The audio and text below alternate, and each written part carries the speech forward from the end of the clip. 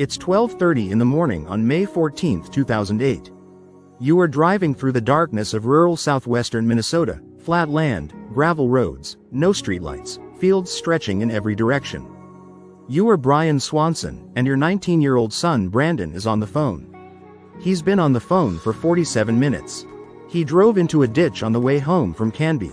He's not hurt, he's walking. He thinks he knows where he is. He gives you directions. You follow them. You drive toward the location he describes. You tell him you're close.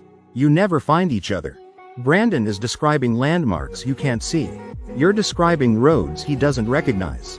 Something is wrong with the geography. He thinks he's one place, but the cell towers will later place him somewhere else entirely. 25 miles away from where he thought he was. You're still on the phone. You can hear him walking. You can hear the Minnesota night around him, wind, gravel, the sounds of a young man moving through darkness toward what he believes is help. Then Brandon says 2 words. Oh, shit. The line goes dead. You call back immediately. No answer. You call again. No answer. You drive every road you can find in the darkness.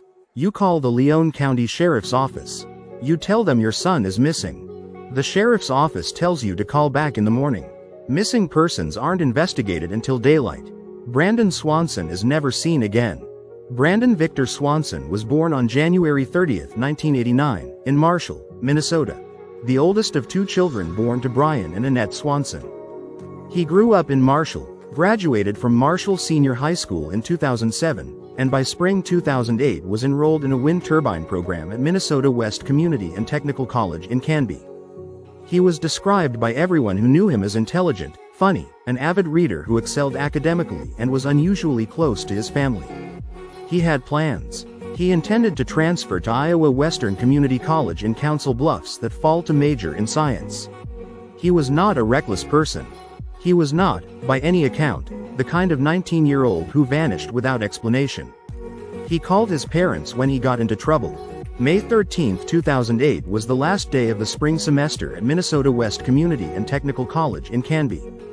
Brandon celebrated with friends, attending gatherings in both Lind and Canby. He had been drinking, but friends and subsequent investigation consistently describe him as not heavily intoxicated. He was coherent. He was communicating clearly. He was making decisions. Around midnight he decided to drive home to Marshall along Minnesota State Highway 68, a route he had taken every day to attend classes. He knew this road. Somewhere on that familiar route, his Chevrolet Lumina went into a ditch. He borrowed a friend's cell phone. His own battery may have been low, and called his parents. He told them where he was, or where he thought he was. Brian Swanson got in the car immediately. Annette stayed home monitoring the situation. What followed was 47 minutes that would become the most haunting recorded disappearance in Minnesota's true crime history. Brian drove toward the location Brandon described. Brandon walked toward where he believed his father was. They could hear each other on the phone.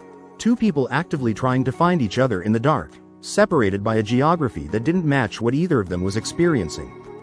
Brandon wasn't where he thought he was. Cell tower data would later confirm he had been pinging a tower near Taunton, approximately 25 miles from the location he was describing to his father. He was disoriented in the darkness, on unfamiliar roads, in a flat Minnesota landscape where one gravel road looks identical to the next. He kept walking. His father kept driving. They stayed on the phone. Then, oh, shit. Then nothing.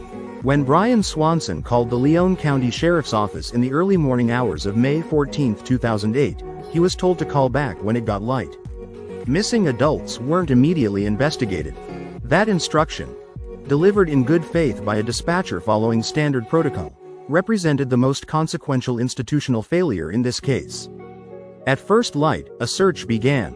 Brandon's Chevrolet Lumina was found in a ditch, but not where he said it was, and not where Brian had been looking. The car keys were not in the vehicle. None of Brandon's belongings were in or around the car. Search dogs were brought in. Trained canines traced Brandon's scent on a 3-mile route from his car toward the Yellow Medicine River. At the river's edge the scent disappeared. The river at that time of year was high and fast, knee-deep in some areas, up to 15 feet deep in others. Investigators initially focused the search on the Yellow Medicine River and surrounding area, assuming Brandon had fallen in and drowned. The river was searched extensively. No physical evidence of Brandon Swanson has ever been found. No clothing, no phone, no keys, no remains. As the river theory was gradually ruled out, if Brandon had fallen in, his body would likely have surfaced downstream. Investigators began to look elsewhere. In 2023, the Leon County Sheriff confirmed that new tips continued to arrive, including third-hand claims that Brandon had an argument with someone around the time he was last seen. Every tip, the sheriff said, had run into a dead end. Brandon's disappearance produced one lasting institutional change. In 2009, the Minnesota legislature passed Brandon's law, requiring law enforcement to immediately enter missing persons reports into state and national databases rather than waiting the standard 24 to 72 hours. The disappearance of Brandon Swanson is behaviorally unique. It is the only case where a disappearance was recorded in real time, with a witness on the line, and still produced no explanation. Begin with the 47-minute phone call itself. What does it tell us behaviorally about Brandon's state and situation in those final minutes?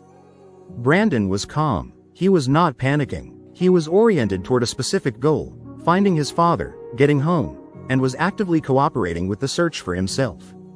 He was describing what he saw, responding to questions, adjusting his walking based on his father's directions.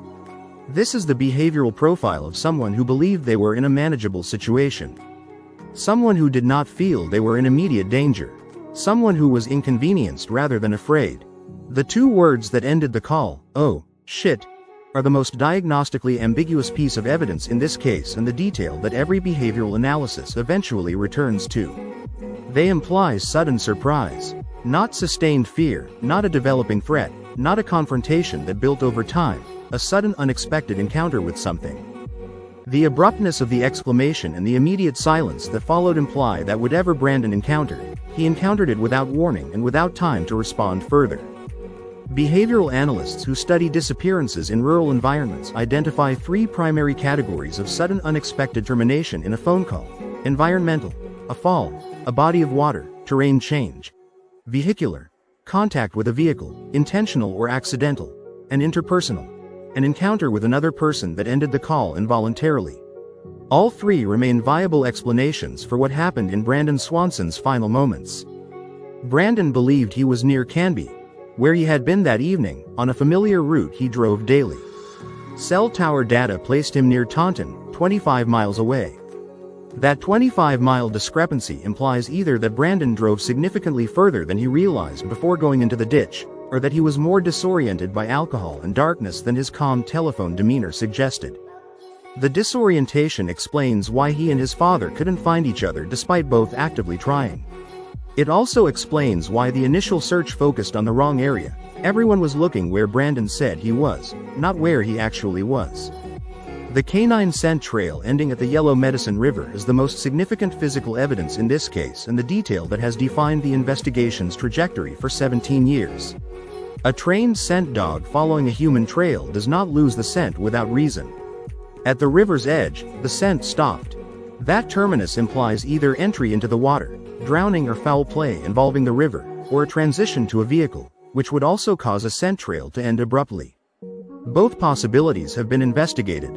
Neither has been confirmed. The VICAP listing is the behavioral detail most investigators and commentators underweight. VICAP is a database of violent crimes, homicides, sexual assaults, missing persons where foul play is suspected. Brandon Swanson has a VICAP page. That designation reflects investigators' assessment that this case belongs in the same database as violent crime investigations. It implies that somewhere in the evidence, the third-hand reports of an argument, the car keys missing from the vehicle, the scent trail ending at the river, investigators see enough to consider that Brandon did not simply fall into the dark alone. Brian and Annette Swanson stayed on the phone with their son for 47 minutes. They heard him walking. They heard him trying. They heard two words and then silence. They have been searching for 17 years.